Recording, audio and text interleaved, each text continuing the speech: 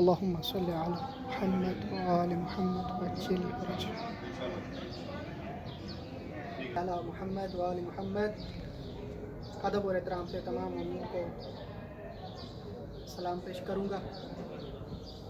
ابتدا خداوند عالم کے نام پہ جو رحمان بھی ہے، رحیم بھی ہے، کریم بھی ہے، اور درود و سلام حضرت محمد مصطفیٰ صلی اللہ علیہ وسلم پر وآلہ وسلم پر، خصوصاً درود و سلام علی ابن ابی طالب علیہ السلام پر اور ان کی آل اولاد پر اور بی بی سیدہ سلام اللہ علیہ پر. خدا کی لعنت ہو دشمن محمد و آل محمد پر قیامت تک. اما بعد، جیسے کہ میں آج ویڈیو بنا رہا ہوں، ہر وقت جب بھی میں نے ویڈیو بنائی ہے اور اس ویڈیو میں میں نے آپ کو زیارت بھی کرائی، آج زیارت بھی کریں اور چند باتیں اور چند جو میں سمجھتا تھا ضروری ہے وہ آپ سے کرنا بھی چاہوں گا. ان میں سے چند باتوں میں جو آج کر سکا، سب سے پہلی یہ رجب المرجب کا جو ماہ ہے، جس کو خداوند عالم نے کہا ہے یہ میرا ماہ ہے، اپنے آپ سے منسوب کیا ہے وحدہ لا شریک کی ذات نے. اس میں دعائے رجب ایک عمل ہے. ویسے 3 روزے مستحب ہیں اعمال میں سے. رجب المرجب میں ایک وہ اعمال ہو گئے، اور ان میں سے ایک اعمال جو ہے جس کو میں آپ کو بتانے کے لیے آپ کو زحمت دی، وہ یہ کہ دعائے رجب جو ہر نماز کی بات پڑھی جاتی ہے، اس کو ترجمے کے ساتھ یاد رکھیں. بڑا اس کے اندر لطف ہے، بڑی مناجات ہے پیاری. اور اسی طرح رمضان کی دعا کو بھی ابھی سے یاد کریں. رجب اور شعبان، ان 2 ماہ میں صدقہ اور استغفار یہ زیادہ سے زیادہ دینے چاہیے، اور اس کے بعد پھر رمضان کی تیاری ہو تاکہ بندہ استغفار کر کے رمضان میں داخل ہو سکے. رجب کی دعا، یا من ارجوہ لکل خیر و آمنہ سخط عند کل شر، اے وہ ذات جس سے ہر اچھائی کی طرف امید رکھی جاتی ہے، اور جب غضب اور مصیبت اور غلط کام ہو، گناہ وغیرہ مبتلا، تو وہی رہنمائی کرتا ہے اور اس غضب سے امان دیتا ہے. یا من یعطی الکثیر بالقلیل، اے وہ ذات جو تھوڑے سے عمل پہ اجر زیادہ دیتی ہے. یا من سأل، یا من یعطی من سأل، اے وہ ذات جو سوال کرے اسے عطا کرتا ہے. یا من یعطی من لم یسألہ ومن لم یعرفہ، اے وہ ذات جو تمہیں جانتا بھی نہیں ہے، تم سے سوال بھی نہیں کرتا، اسے بھی عطا کر دیتا ہے. اس طرح کی آخری دعائے مناجات ہے.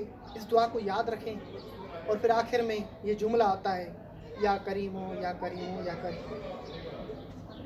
کریم ہے میری ذات خداوند عالم کی. میں آپ کو بتانا چاہتا ہوں خداوند عالم بھی کریم ہے، مگر ان کا جن کے روزے پہ کھڑا ہے حضرت امیر کائنات علی بن ابی طالب علیہ السلام، بہترین، جس طرح رسول خدا صلی اللہ علیہ وسلم جس نام سے آپ کو پکارا کرتے تھے، کبھی مٹھاس سے پکارتے یا ابو الحسن، کبھی آپ کو کہا کرتے یا امیر المومنین، اکثر آپ کو یا امیر المومنین کہا جاتا تھا. تو امیر المومنین علیہ السلام بھی اپنے جب تک ان کی ذات ہے، جب سے ہیں، یہ بھی کریم ہیں. مگر خدا کے کریم ہونے میں یہ کہ وہ ذاتی کمال ہے اس کا، کرامت کا، اور ان کو خدا سے عطا کیا ہوا کمال ہے.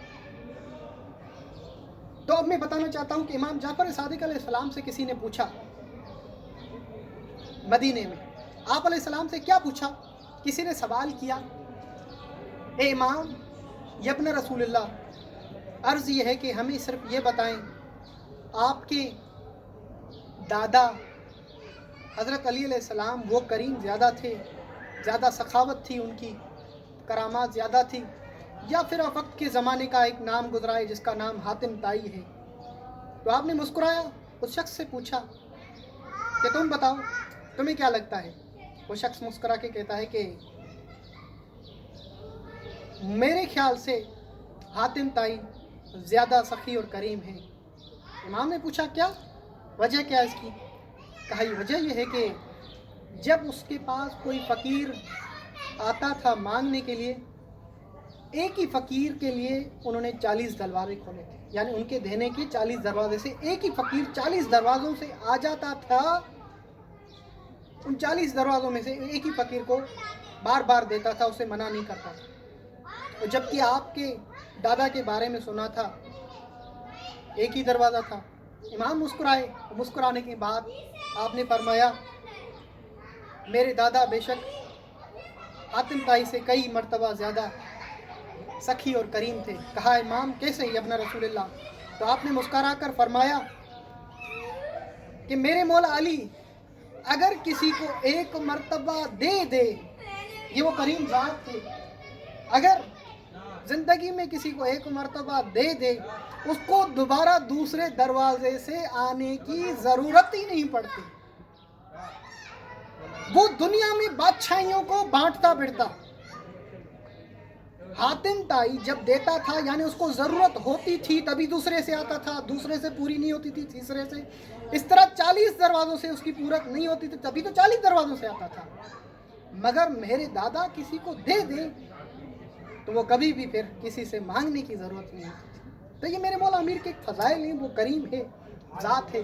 کسی نے مجھ سے سوال پوچھا آپ شیعہ حضرات جو ہیں خاک شفا پر جو سجدگاہ میں درود اور سلام محمد وآل محمد کی ذات پر، اس پر سجدہ کیوں کرتے ہیں آپ شیعہ؟ تو جواب یہ ہے کہ مٹی ہے، اس میں کوئی نہیں ہے۔ رسول خدا صلی اللہ علیہ وسلم سے روایات میں ذکر ہے، کسی نے پوچھا کہ کس چیز پہ سجدہ کیا جائے، آپ نے کہا مٹی۔ آپ سے پوچھا کہ سب سے افضل مٹی، تو آپ نے کہیں جگہ پہ کہا ہے کربلا کی۔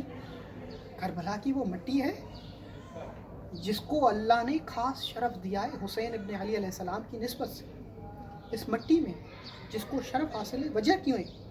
اس میں خون رسول خدا اس میں ملا ہوا۔ آپ کہیں گے کہ خون رسول خدا اس مٹی میں؟ دلیل دیتا ہوں، ہم قرآن اور دلیل کے بغیر بات نہیں کرتے ہیں شیعہ۔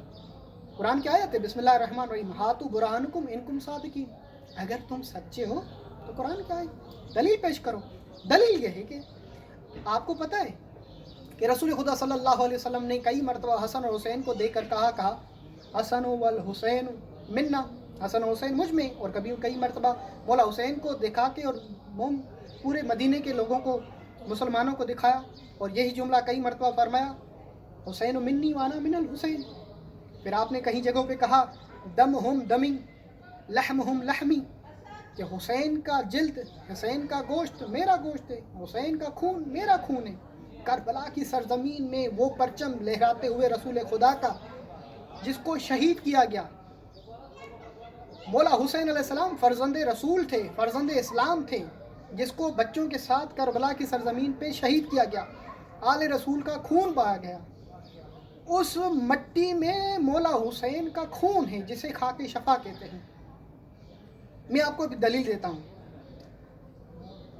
میں اس چیز کا انکار نہیں کر رہا ہوں، مگر بات ضرور کرنا چاہوں گا۔ دیکھیں ہمارے پاکستان میں، انڈیا میں، کہیں پہ بھی جب وہ جشن ہوتا ہے، ولادت ہوتی ہے 12 ربیع رسول خدا صلی اللہ علیہ وسلم کی آمد پہ، تو اہل سنت حضرات رسول خدا کی چپل جو ہے اس کی بڑی شبیہ بنا کے گاڑیوں پہ پیش کرتے ہیں، دروازوں پہ اور اپنی مسجدوں میں، اور جہاں جہاں پر بھی پروگرام ہوتا ہے ماتھے پہ لگاتے ہیں، سینے پہ۔ آپ سے سوال یہ کہ کبھی رسول خدا نے اپنی چپل کے بارے میں انکار نہیں کر رہا ہوں چپل کے احترام سے، مگر مثال سے پیش کر رہا ہوں، اس کے بارے میں کبھی نسبت دی ہے کہ اس چپل کے میرے بعد احترام کرنا؟ نہیں، کوئی۔ اس کے باوجود اس کو سر پہ لگا جائے، سینے سے، تشبیہ رسول خدا سے وہ اس طرح پہنا کرتے تھے۔ میں سوال یہ ہے جس چپل کے بارے میں رسول خدا کی کوئی روایت نہیں، وہ تیرے ماتھے پہ لگا رہتا ہے، جس حسین ابن علی کے لیے اتنی روایات موجود ہیں، اور اس حسین ابن علی کا خون اس پاک مٹی میں ہے، اس پہ تجھے اعتراض ہے کہ اس پہ دیکھو ہم اس پہ سجدہ کرتے ہیں، اس کو سجدہ نہیں کرتے۔ افضل مٹی ہے، رسول خدا سے پوچھا گیا کس پہ؟ اس نے کہا زمین پہ۔ یہ بھی زمین کا ایک حصہ ہے کیونکہ پاک اور محترم احترام ہے، اس کی وجہ سے اس پر ہم سجدہ کرتے ہیں۔ میں آپ کو بتاتا چلوں، فتوی دیتے ہیں میری ویڈیو پہ، کبھی لائن آتا ہوں، کبھی کہیں پہ آن لائن آتا ہوں، کبھی تو بیچ میں لکھتے ہیں کہ کافر کافر شیعہ کافر۔ مجھے اس سوال کا جواب دیتے ہیں کہ شیعہ کافر جو ہے وہ کیوں کہا جاتا ہے۔ ایک بات رہ گئی تھی، وہ میں بتاتا چلوں کہ کربلا کی سرزمین پہ صرف مولا حسین کا خون نہیں ہے، خدا کی قسم کربلا کی سرزمین آپ تاریخ پڑھیں گے، اپنی علماء سے پوچھیں گے، جتنے بھی 1,24,000 نبی ہیں، 313 رسول ہیں اور 5 رسول بڑھے اور 4 آسمان کتاب جس پہ نازل ہوئے، یہ سارے انبیاء جتنے نازل ہوئے ہیں یہ سب کربلا کی زمین سے گزرتے ہوئے گئے ہیں اور ان کے پاؤں سے خون بھی نکلا ہے، ان کا خون بھی اس مٹی میں شامل ہے۔ اب میں بتا چلوں کہ وہ انبیاء یہاں پہ کیسے آئے۔ مسجد کوفہ کربلا سے 80 کلومیٹر کے فاصلے پہ آپ جب مسجد کوفہ میں اندر داخل ہوں گے، سب سے پہلے جب مقتل گاہ میں اندر جائیں گے، سب سے پہلے حضرت آدم علیہ السلام کا مقام ہوگا اور اس کے بعد الٹے ہاتھ میں جناب حضرت جبرائیل علیہ السلام کا مقام ہوگا، پھر حضرت علی علیہ السلام کا مقام ہوگا، زین العابدین کا حضرت نوح علیہ السلام کا مقام ہوگا، اور پھر سینٹر میں بیچ والی جگہ پہ حضرت رسول خدا صلی اللہ علیہ وسلم کا مقام۔ جب آپ معراج پہ گئے مسجد اقصیٰ اور مسجد کوفہ میں آپ نے 2 رکعت پڑھی، مسجد کوفہ کو شرف ہی اس لیے ملیا کہ 1,24,000 نبیوں نے وہاں پر سجدہ کیا، ان کی سجدوں کی وجہ سے شرف خدا نے یہ عنایت کیا اس امت پہ کہ جو شخص مسجد کوفہ میں 1 رکعت پڑھے گا گویا اس نے 1000 رکعت نماز پڑھی، کیونکہ ہر نبی کی وہ۔ اب دیکھیں سب سے پہلا نبی کون؟ حضرت آدم ثانی حضرت نوح، ان دونوں کی جگہ وہاں پر حضرت ہود، حضرت صالح، حضرت جتنے بھی انبیاء گزرے ان کا مقام، ان کا گھر رہا ہے، اور سب سے آخری نبی اس کا بھی مقام ہے، سب سے پہلا بیچ والے اور آخر میں اس کا بھی مقام، اور اس کے بعد سب سے پہلا جو امام ہے ان کا گھر بھی مسجد کوفہ میں، اور آخری امام صاحب العصر والزمان مسجد سالہ، جس کے بارے میں امام جعفر صادق علیہ السلام کہتے ہیں کہ وہ ہمارا شیعہ نہیں ہے کہ جس کے دل میں مسجد سہلہ کیا اشتیاق نہ ہو کہ میں وہاں پر جاؤں۔ مولا جعفر صادق کی روایت ہے، مسجد سہلہ میں لکھی ہوئی ہے کہ وہ ہمارا شیعہ نہیں ہے جس کے دل میں محبت مسجد سہلہ نہ ہو کہ میں وہاں پر جاؤں۔ کیوں؟ تو امام زمانہ کا گھر صاحب العصر والزمان اجل اللہ تعالیٰ فرجہ۔ تو وہ لوگ جو کہتے ہیں شیعہ کافر ہیں، تہمت لگاتے ہیں، دیکھیں مجھے بتائیں کہ کافر کسے کہا جاتا ہے؟ رسول خدا سے پوچھتے ہیں، رسول خدا کے زمان میں، اچھا رسول خدا نے کفار سے جنگ کی ہے؟ بالکل کی ہے۔ اس زمانے میں کس کفار سے جنگ کی ہے؟ جو اللہ کے مد مقابل میں آ جائیں، اللہ کا انکار کرنے لگیں، رسول کا انکار کرے اور ان کی وحیوں پر اور ان کی حدیثوں پر، وہ ہوتا ہے کافر۔ قرآن میں بھی اس چیز کا ذکر ہے۔ کافر کسے کہا جاتا ہے؟ جو اللہ یا اللہ کے بھیجے ہوئے رسول یا پیغمبر یا اس کی کوئی وحی یا اس کے احکامات کا انکار کرے۔ جس طرح میں آپ کو احکامات کے بارے میں بتاتا ہوں کہ نماز کوئی نہیں پڑھے تو کافر نہیں ہوگا، نماز کا انکاری کافر، حکم الہی سے جو انکار کرے گا وہ کافر۔ شیعہ نماز پڑھتے ہیں قبلے کی طرف، کعبۃ اللہ ہمارا وہ ہے، ہم حج کرتے ہیں، ہم روزہ رکھتے ہیں، ہم جہاد تولا، ان ساروں پہ ایمان ہے۔ ساری چیزوں کے ایمان ہونے کے باوجود بھی شیعہ کافر کیوں؟ دراصل میں آپ کو بتاتا چلوں، اس اندھیرے سے، تعصب سے جو وہ وہاں پہ شر پسند علماء پھیلاتے ہیں ان سے نکلیں۔ میں آپ کو ایک مختصر سی مثال دے دیتا ہوں، اس کو سمجھیں۔ ہمارے مسلمان بھائی کہتے ہیں کہ بھائی دیکھیں الحسن والحسین سید شباب اہل الجنہ، بالکل۔ اچھا اس مولا حسن اور حسین کی ولادتیں اور شہادتیں صرف شیعہ کیوں مناتے ہیں؟ اب جس کے بارے میں رسول خدا نے کہا الفاطمہ بضعۃ منی، میرے لگتے جگر ہے، اس بی بی فاطمہ زہرا سلام اللہ علیہا کی قبر کی ولادت اور شہادت جو بھی ہیں صرف شیعہ احتجاج مناتے ہیں، ان کی قبر بننی چاہیے۔ دوسرے مسلمان پوری دنیا کے خاموش، ان کی قبر پہ نہیں جاتے ہیں، تعجب کرتے ہیں۔ مجھے سمجھ میں نہیں آ رہا تھا کہ یہ تعجب کیوں؟ اس طرح کی بہت ساری باتیں ہیں جس پہ فتوائیں لگائی جاتی ہیں کہ شیعہ کافر، شیعہ ایسے نہیں۔ کافر وہ جو خدا کا انکاری، کافر وہ جو رسول کا انکاری، کافر وہ جو محمد و آل محمد کا انکاری، کافر وہ جو ان کی دی ہوئی روایات کا انکاری۔ تو آج کے مختصر اس پروگرام میں میں یہ تمام جو بھی میں نے فرمایا حدیث اور قرآن سے، رب العالمین سے دعا ہے اس کے صدقے میں یہ ڈیڈیکیٹ کر رہا ہوں آپ تمام مومنین کو جو نجف میں نہیں آ سکیں۔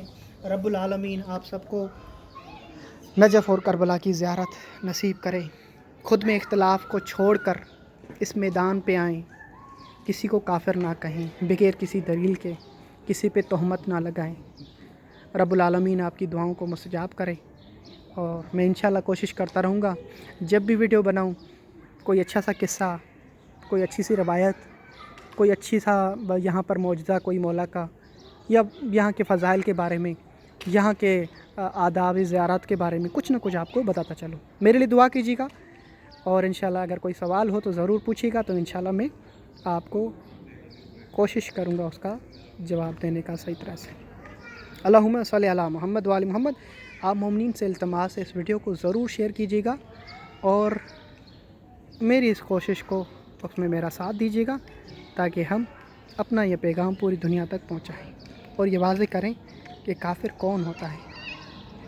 اللہم صلی علی محمد وآل محمد وعجل فرجہم۔ خدا کی قسم ہم علی علیہ السلام کو خدا نہیں مانتے ہیں، ہم ان سے اس کے لیے مانگتے ہیں کیونکہ رسول خدا نے ان کے بارے میں بتایا ہے۔ ہم خدا سمجھ کے نہیں مانگتے ہیں، اللہ کا ولی سمجھ کے مانگتے ہیں۔ ان کے در پہ ہر دعا قبول ہوتی ہے، کوئی دعا رد نہیں ہوتی۔